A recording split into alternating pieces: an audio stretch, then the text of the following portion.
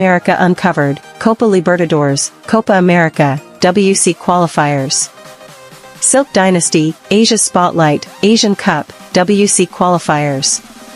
Harambee Stars Unleashed, everything about Kenya's national team. When club football dominates, we go deeper. United Frontline, the ultimate Man United fan experience. Echoes of Anfield, Liverpool like you've never seen it. House of Galacticos, Real Madrid Uncovered. Premier League Game Month Show, stats, analysis, insights every 4 game weeks. Champions Crystal Ball, UEFA Tournaments, Club World Cup, Super Cup predictions. Final Whistle Debate Show, the hottest sports topics debated by experts, every 6 weeks. Deal Paranoia, transfer window coverage you can't miss. And for weekly predictions? We cover everything: Premier League, Championship, FA Cup, La Liga, Serie A, Bundesliga, League One, DStv Premiership, T20 Cricket, F1, Women's Super League, international tournaments, and much more. Why subscribe? Because we don't just show games, we predict, analyze, debate, and break the stories that matter. From transfers to tactical battles, from managerial appointments to live watch-alongs, Football Overseas gives you the edge no other channel does. This is your hub for global sports, where every match counts, every opinion matters, and every fan belongs. Subscribe, join the debate.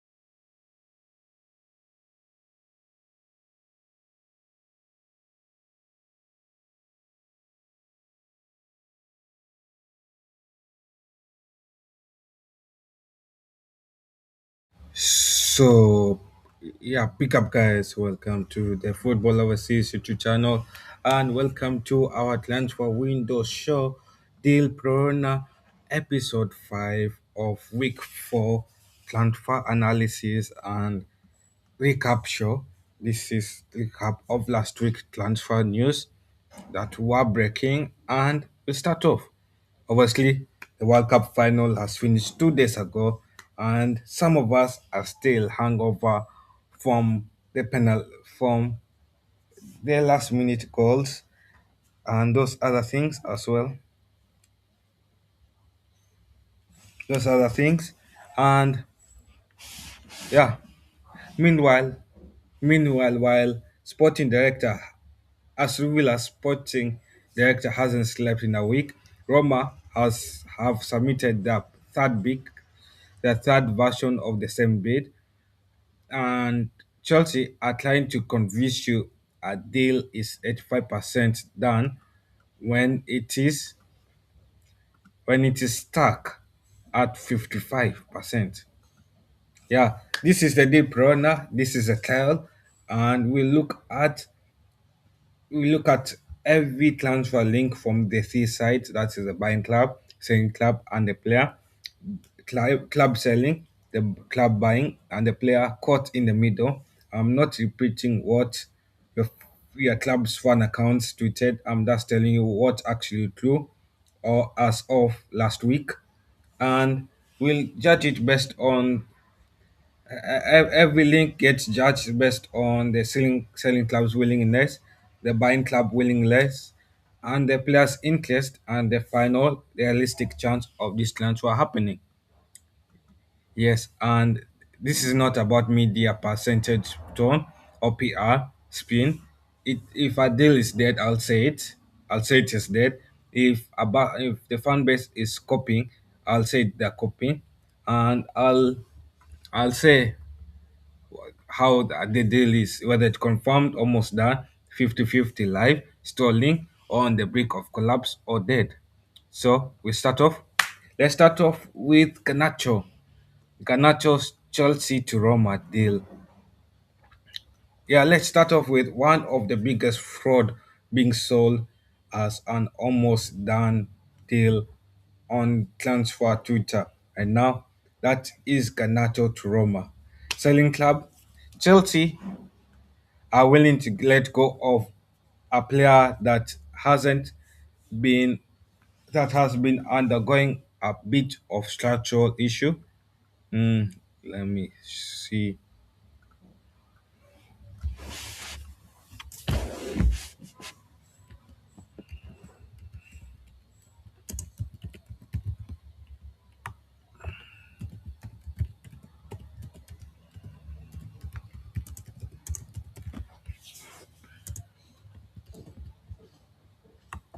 Yeah, so this is a saga between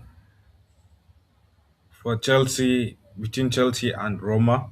It is saga between Chelsea and Roma, and it is a saga because Chelsea are willing to let go of Garnacho.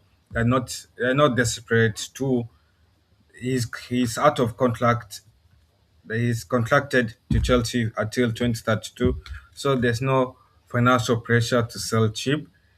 Chelsea, however, want a permanent sell in the range of 40 million to 40 million range so that they don't record it as a loss, and they are not interested in doing the way Roma wants to do. Roma is interested in Garnacho, but however, this is where it gets messy. Roma have gone back to Chelsea in three separate times. First one, first opening bid was 30 million. 30 million bid option to buy. 30 million where they pay it was a loan with option to buy for 30 million. That was in mid that was opening bid in mid July. A restructured version came days after, and a fresh contract as of late July 18th yesterday. Every single version has the same shape and a small loan fee and a big option to buy that Chelsea don't trust because Chelsea are afraid if we let Garnacho go out on loan with the option to buy, the same thing will happen to us to that happened to United, where Roma give will not activate the option to buy and not mandatory to buy. Yeah, so Chelsea wants a permanent deal. They don't want a loan deal. They want to sell him permanently. And is this really a match made in heaven? No, it's not really a match made in heaven because the clubs cannot even agree on the deal structure. Roma wants a loan with option to buy. Chelsea wants a permanent deal, and Roma wants flexibility, and Chelsea wants certainty. That gap has always existed since July 4th, and is still open on July 19th. So, what's the verdict of it? And what are the chances as of now of Garnacho going to Chelsea? The verdict is mostly a 40 to 45 million, 40 to 45% chance. Yeah, it's not an almost done deal. It is a 50-50 around there, less than a 50-50 there. Yeah. Now another thing is Courtois Junior Inter, Courtois Junior Liverpool to Inter Milan. That's another saga, and that's another saga that I thought disappeared, but it hasn't. Let's talk about it.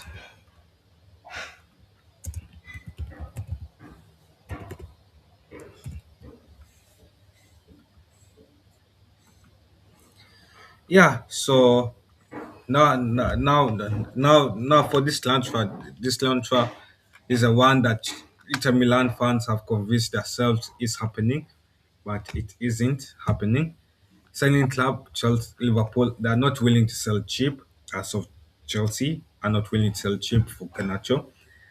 Liverpool are not desperate to sell. That's unlike Chelsea, and the new manager actually wants to keep Jonas as rotational option, and that's a manager publicly backing a player Inter thinks is available. Liverpool values him at 34 to 35 million pounds in the entire window and has not moved an inch from that. Inter, however, Inter, Inter Inter has interest in this player, but however, the interest is embarrassing at this point. The first bid they submitted was at 20 million. Bid each you can even see is 17.3 million. Each Liverpool laughed at. Surely 17.3 million and trying to buy a 30 to 35 million player. Each Liverpool laughed at and sent it back. A second bid was 21 million. It was rejected. And Inter Milan are reportedly even considering shelving this until a free transfer in 2027 because the player's deal is ending in 2037. So they're thinking, should we pay the 30 to 35 million now, or should we be at Real Madrid and let him come to us in 2027? Yeah, and this is the interesting part. Jones is open to joining Italy, but will not be upset at not joining Italy. Yeah, Jones wants a bigger role. He has discussed Italy with his own teammate, according to my sources, and he has generally open to want to going, but wanting to leave the club means nothing. But yeah, he's open to going, but he does. He's not going to protest against leaving the club, or he's not going to push for his move to leave the club. He's not desperate to leave the club. So and yeah, the only gap left is 10 to 10, 15 million apart, and neither clubs are blinking. The clubs don't agree on a number, and Liverpool's own manager is publicly making the case to keep him. What's the verdict of this deal happening? It's a 30 to 45 million% chance of happening, and this is lifting. My thoughts on this could be either a January signing or a free summer signing for 2027 summer, not this summer. Another one is now back to Chelsea because we'll be talking about Chelsea and Liverpool a lot in this episode.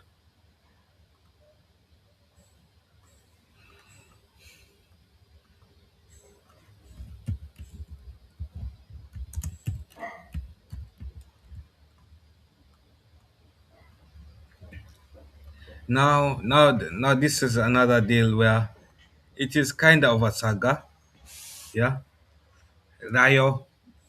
Yeah, so Pep, Pep, Pep, Chevreiro, Rayo Vallecano to Chelsea. This is kind of a disagreement there. The selling club Rayo, their president is personally running this and has shown that there's zero movement of the asking number, and Rayo knows they hold the leverage here. Right? Volcano, Volcano wants the release clause. They only want a release clause to be paid, and that's all. That's trigger the release clause and will let go of the player. And I've been telling Chelsea that. But Chelsea doesn't want to pay the release clause. Chelsea wants to negotiate it down. And Chelsea have submitted bids at roughly 15 million against 21 to 21.5 asking fee, choosing to negotiate it down instead. It means Chelsea doesn't see this deal as urgent enough to overpay for, and they're willing to take the time to pay for it. But however, the player is willing to take the pay cut to push for the move for Chelsea and wants it, and that's a real willingness on the player side. This one is a 55% to 60% chance. Player, the club is paying chickens over a 6.6 million cap each. I'm wondering why 6 million cap. Yeah, you're playing chickens about 6 million cap, where Chelsea can easily pay that 60 million cap. Yeah, or they can decide to negotiate it. But both clubs are being stubborn, as it looks like, and it looks like a 55 to 60% chance of happening. The players desperate. The clubs are not that interested in a fast deal. Yeah. Yeah. So for this episode, it's not much transfer news. Uh huh. So we'll start off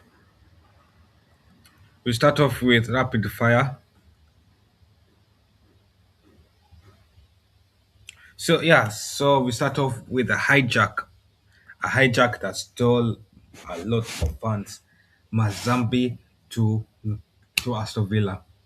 Newcastle has had their limit of 49.5 million hijacked. Yes, it was even almost done. The player was even meant to come in and sign contracts, but Aston Villa hijacked the deal, and the player is officially theirs. Yeah, selling club they sold the player for a club record fee, banked, done. Aston Villa walked in with a 59.5 million to beat a 49 million Newcastle agreement that they had with Freiburg. They they and completed the signing. Newcastle thought they had it. They didn't. They didn't outbid. The Newcastle was outbidded. They were outmaneuvered, and now Newcastle has to face their own fans and explain to why they are back to square one at the right back. So for Newcastle fans, this is a poor negotiation, and once again Newcastle is having a bad summer. But two summers back to back that are horrible for them.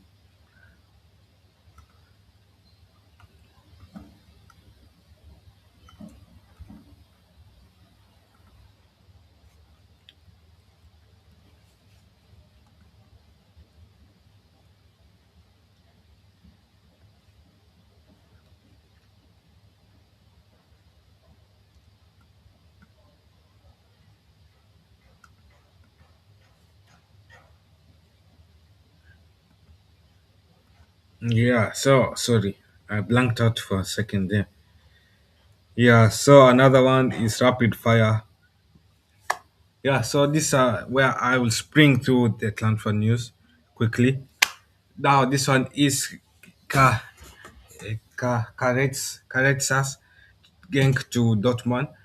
Genk rejected a 30 million bid with a sell on clause last week.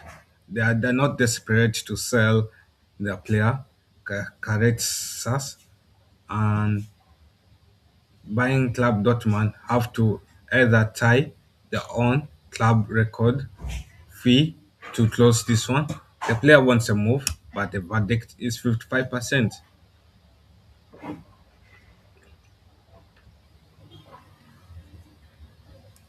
but not even close. Yeah. Then Ferran Torres is linked to a move to PSG. It is a surprise move. When I saw this one, I'm surprised.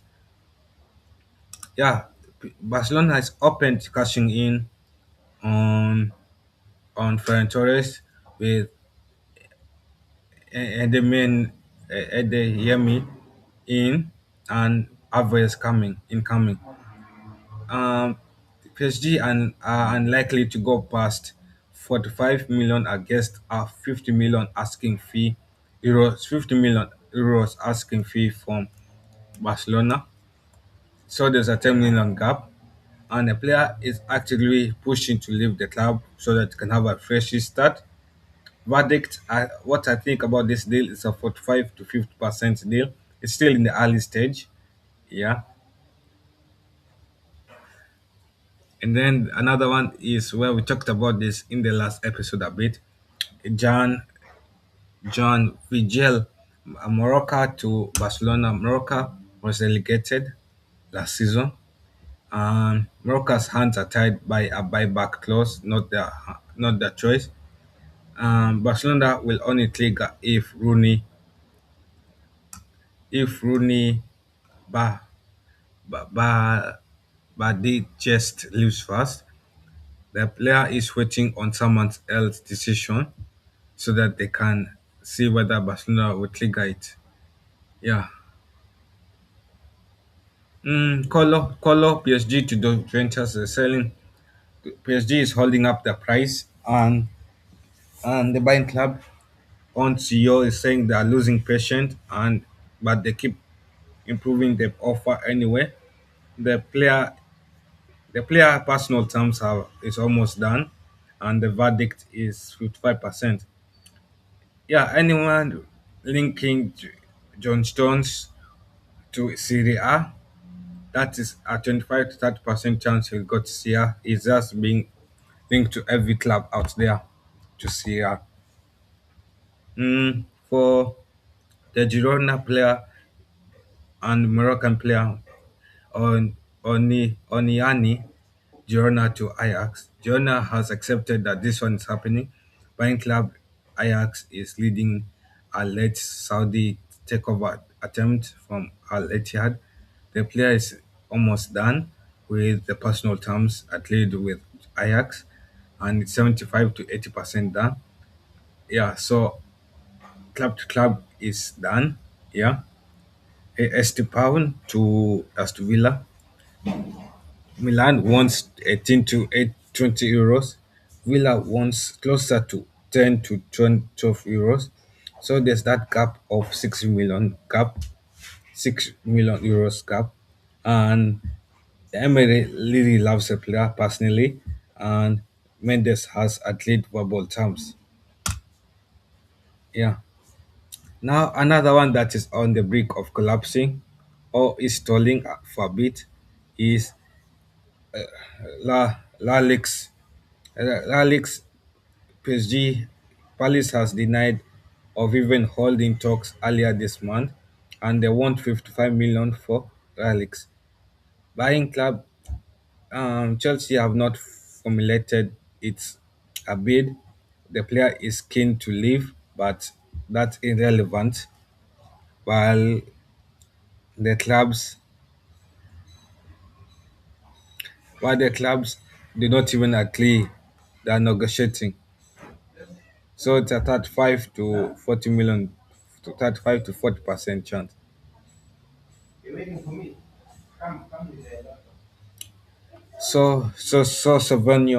Savinio to Tottenham.